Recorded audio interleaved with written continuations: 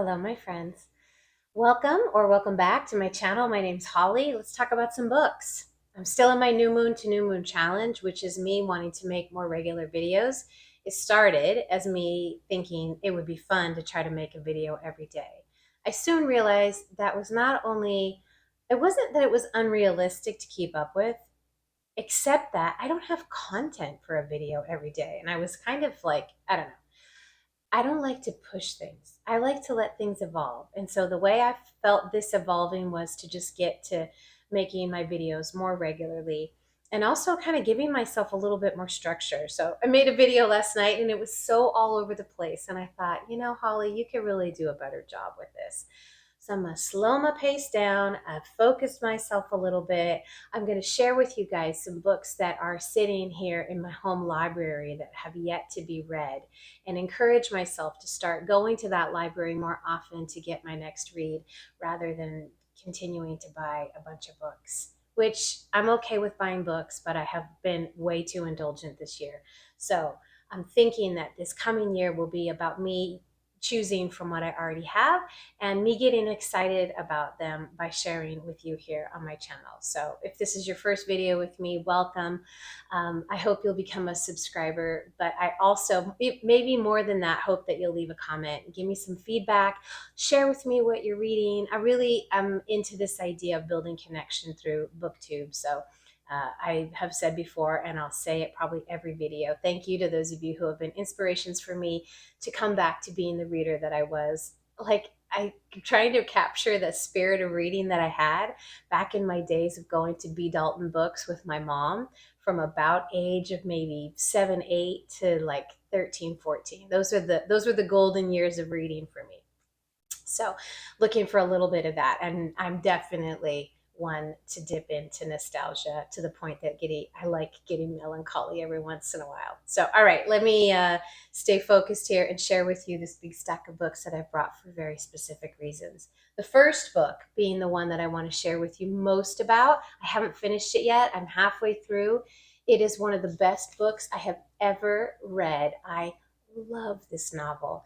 And I backed into reading it because I got invited to be in a book club, and this is their next book, and they're meeting on November 19th, and I happened to bump into this book drastically discounted, and it just all felt like a sign. So I have till November 19th to read it, but I am going away to see my family this coming week, and so I'm voraciously reading so that I can get through it. Anyway, Demon Copperhead by Barbara Kingsolver. I actually have at least one other book by her. A friend gave it to me, and of course I've heard Barbara's name over the years, and I understand, that she's already well revered and often read and very successful. And if this book is an indication, I think all of her books must be amazing. I I am so enjoying this book. Like, I've enjoyed a lot of books since I started getting back in my reading groove over this last year or so, but I don't know that I've enjoyed a book this much since maybe the last book that I enjoyed this much was when I read David Sedaris' Me Talk Pretty one day. That book was hilarious. This book I like for completely different reasons, but just that feeling of it being so readable and so enjoyable. And for this book, I am so invested in this character of Damon, who gets this nickname of Demon Copperhead. Let me read you a bit of the blurb. I know this book is already really famous, but let me tell you a little bit about what it is about. Demon Copperhead is the story of a boy born to a teenage single mother in a single wide trailer with no assets beyond his dead father's good looks and copper-colored hair, a caustic wit, and a fierce talent for survival, in a plot that never pauses for breath. So true. Relayed in his own unsparing voice, Demon braves the modern perils of foster care, child labor, derelict schools, athletic success, addiction, disastrous loves, and crushing losses. Through all of it, he reckons with his own invisibility in a popular culture where even the superheroes have abandoned rural people in favor of cities. I'm not going to read any more of the blurb because I didn't read this blurb before I started reading. I think I started reading it this past Monday night. Today, as I'm making this video, it is Sunday, November 2nd. It's still too hot for fall here anyway. And so I've been reading this book for not quite a week, and I'm already in like page 260 of, I think it's 540 some odd pages. So I'm cooking pretty good. I feel like it's finals and I'm cramming because I'm so into this book and I want to get it finished before the book club. And I won't have a lot of time after I come back from my trip to see my family. So anyway, all that said, super readable, super enjoyable. Like I said, so invested in this boy's story. And I can't read to read some of her other books in the not too distant future. So big accolades already to this book. I expect to give it 5 stars, although I'm not very experienced at giving stars to books. I'm still reading The Beautiful Fall by Alicia Drake about the rise of Karl Lagerfeld and Yves Saint Laurent in the 70s. Loving it. It's inspired this whole, like, I was already interested in French culture. I've read a lot of books that have danced through this culture through various times from like the 30s to now the 70s and 80s. And it's really sparked a new level of interest. I've always kind of had a thing for French culture. I've only been to the south of France, and I was there a long time ago when I was 20. But this is definitely scratching an itch. I also, for some reason, which is funny because I'm not a like super fashionable person, but I really am interested in that whole fashion world and designers especially. I find their creativity to be really inspirational. So coming up here, I'm getting towards the end, 294 of about 340 pages. So I can't believe I've been reading this all summer. I think I started reading it probably late July, somewhere around there. And it's my morning read, which I always read slower. I usually only read a couple pages a day. It's what I do after I journal. I have abandoned this since I started reading Demon Copperhead because I want to get that one finished in time. So I put all my other readings on hold, but I can't wait to finish this one. And I also had to put this one that I'm totally enjoying too, The Weaver and the Witch Queen by Genevieve Gornichec. Super fantastic book, but yeah, I decided to put all my other reading aside so I can do my best to get through the book club book. And I'm doing pretty good. What am I on? Page 238. I think it's a little more than 300 pages. This might be the book that I take on vacation with me because it's Demon Copperhead. I'm loaning it to a friend while I'm on my trip. And it's too big and hardback to take with me. This one's nice and floppy and smaller. All right, I'm going to pause my video for a moment. So you're going to see me reach over and push the button because I don't edit my videos because I like to make it really easy on myself. But I got to do one thing so I can stay focused with you guys. So I'll be right back. Okay, friends, I'm back. I have to keep up on texting that my husband's doing because he's driving right now and I want to make sure that he's okay on the road. So I might have to push pause again. Anyway, so that's my current reading. Now, I thought what I would like to do with you guys is go through many books that I have waiting for me on my shelves and re-inspire myself to use these books for my next reads and not buy any new books or not as many new books. And I'm saying this before I'm going on a trip and I'm going to go to a used bookstore that I've never been to before.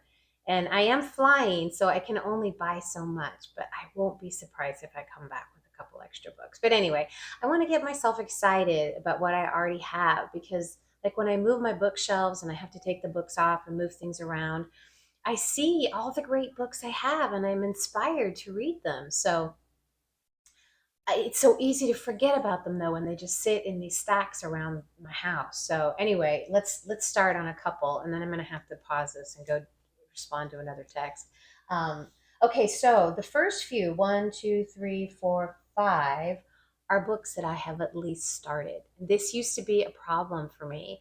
I would get about anywhere between like 20 to 60 pages in, and then I would abandon my book. So some of these I have already started, including this one, Life with Picasso. Françoise Gilot and Carlton Lake is who wrote it. Françoise Gilot was the mother was, I think she's passed, but I'm not totally sure, was the mother of Paloma Picasso and also Paloma's brother Claude.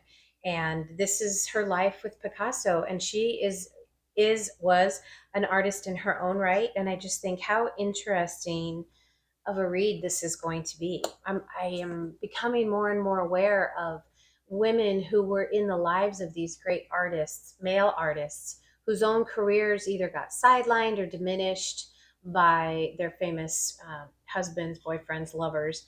So Françoise Gilot was in her early 20s when, in 1943, she met the 61-year-old Pablo Picasso. Brought up in upper middle class comfort and educated at Cambridge and the Sorbonne in the hopes that she would go into the law, the young woman defied her family's wishes and her father's fury and set out to become an artist. Her introduction to Picasso led to a friendship, a love affair, and a relationship of 10 years, during which Gilot bore two children, Paloma and Claude. Gilot was one of Picasso's muses. She was also very much her own woman, determined to make herself into the remarkable painter she did indeed become. That's part of the blurb.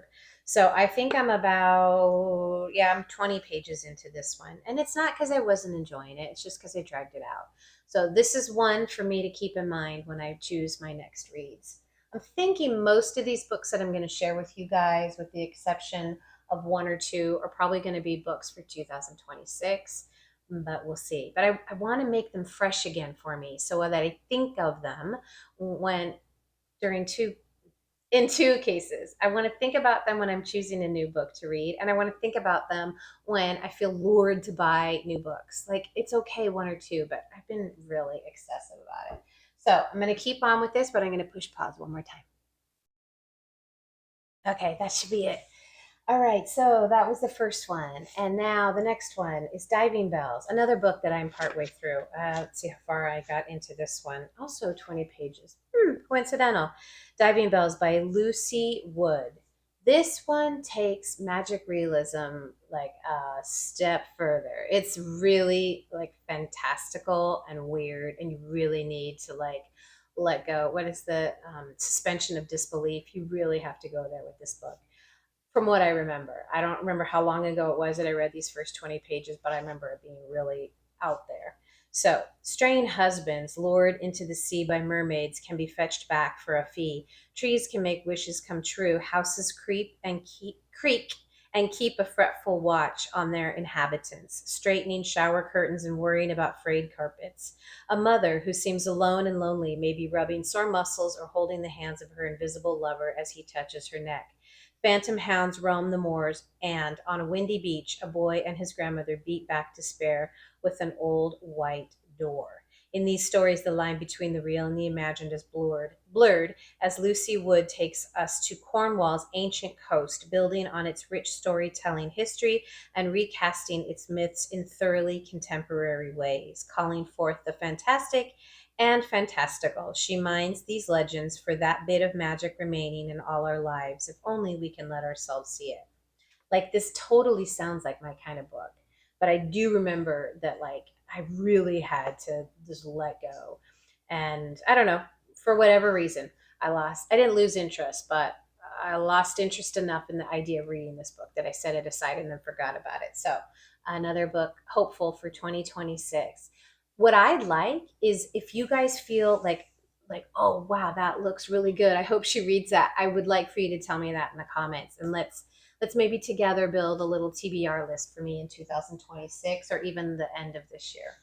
Okay, so this book I would really like to get read in the next 2 months, because I'd like to weave the languaging that I know I'll get out of this book, the vocabulary. I'd like to weave that into my yoga classes. And I teach, how many classes do I teach a week now? 6 classes a week. 2 of them are in person and 4 of them are online. I'm thinking particularly this will be for my in-person group, but either class or either group, and there's some intersection of people amongst those two groups. And obviously this is, well, not obviously, but this is nonfiction, which used to be my jam. Like, for a good decade, I read almost nothing but nonfiction.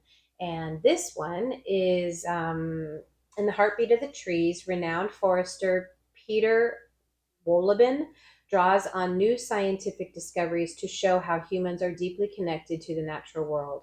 In an era of cell phone addiction, climate change, and urban life, many of us fear we've lost our connection to nature, but Wohlleben is convinced that age-old ties linking humans to the forest remain alive and intact.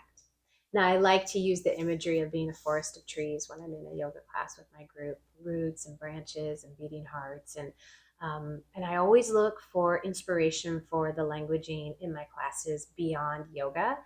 I think it makes yoga more accessible. I think it makes it feel more like it fits into everyone's life. The concept of a forest of trees and being with each other's roots and branches, I think, brings an imagery that really evokes what I try to share in yoga, which is something far beyond just posing and stretching and strengthening muscles. So I'm hoping to get to this book maybe even like over the Christmas holiday.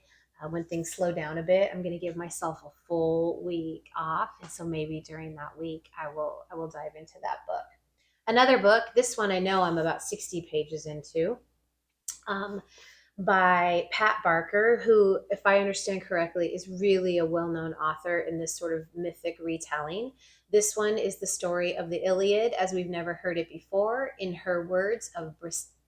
the words of Briseis, Trojan queen and captive of Achilles. Given only a few words in Homer's epic and largely erased by history, she is nonetheless a pivotal figure in the Trojan War. In these pages, she comes fully to life, wry, watchful, forging connections among her fellow prisoners, even as she is caught between Greece's two most powerful warriors.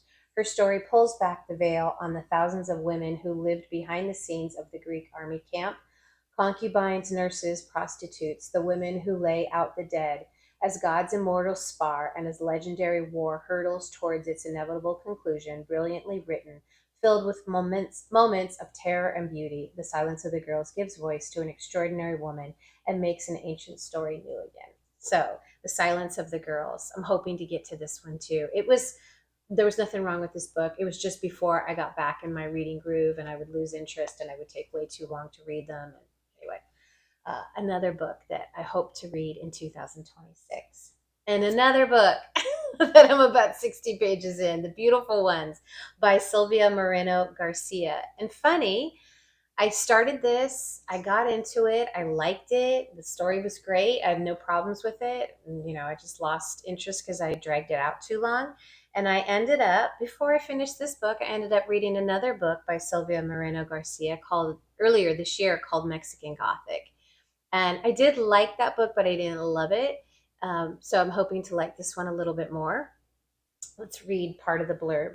They are the beautiful ones, Losail's most notable socialites, and this spring is Nina's chance to join their ranks, courtesy of her well-connected cousin and his calculating wife. But the grand season has just begun, and already Nina's debut has gone disastrously awry. She has always struggled to control her telekinesis. Neighbors call her the Witch of Old House, and the haphazard manifestations of her powers make her the subject of malicious gossip.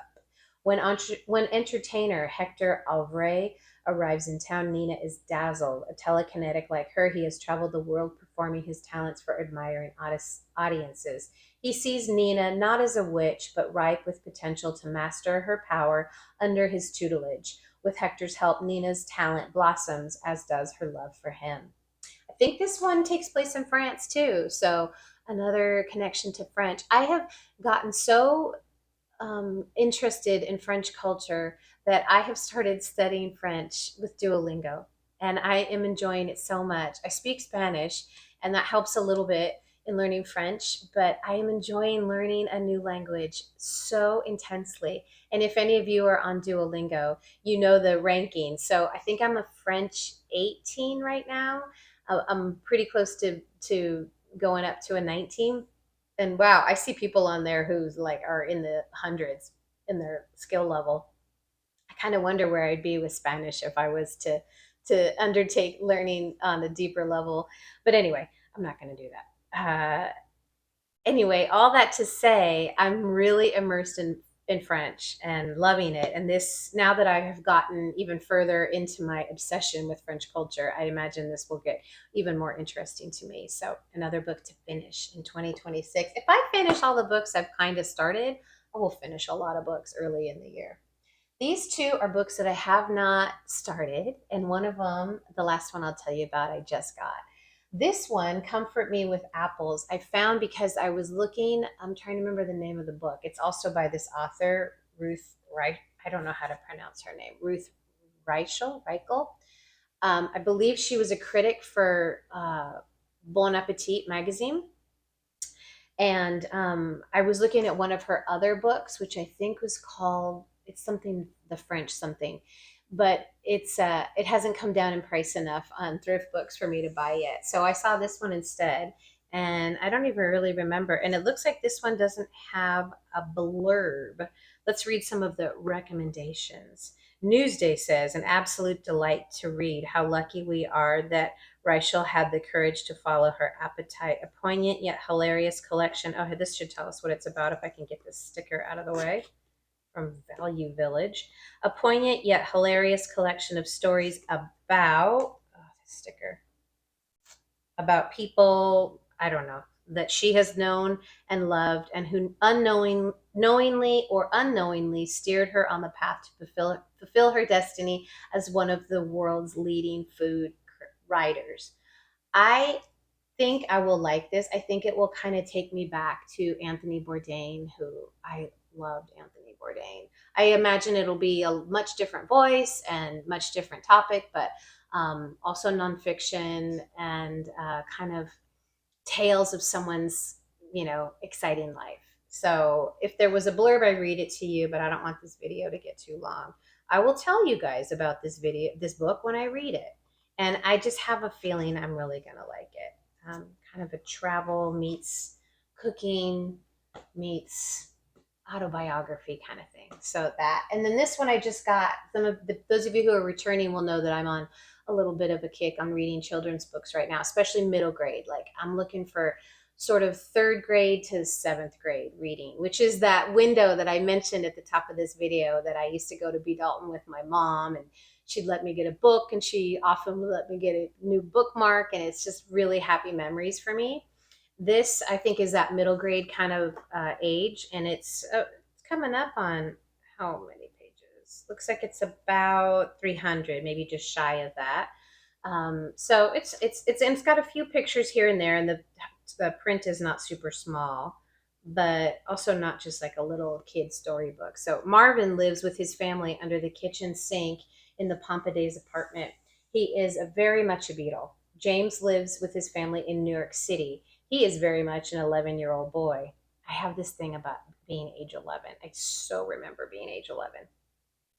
After James gets a pen and ink set for his birthday, Marvin surprises him by creating an elaborate miniature drawing. Then James ends up with all the credit and is expected to do it again. Before they know it, the unlikely friends are caught up in an art heist that could lead them to a long lost drawing by Albrecht Dürer. I don't know if that's a real artist, but it sounds like he is. Of course, James can't go through with the plan without Marvin's help, but can a boy take a beetle to a museum and let him recreate a masterwork of art without anyone knowing about it? Even more important, can he bring the beetle safely back home? And then one of the reviews says, with overtones of chasing Vermeer and The Borrowers, this inventive mystery packs a fast-moving story with perennially seductive themes, hidden lives and secret friendships, miniature worlds lost to disbelievers.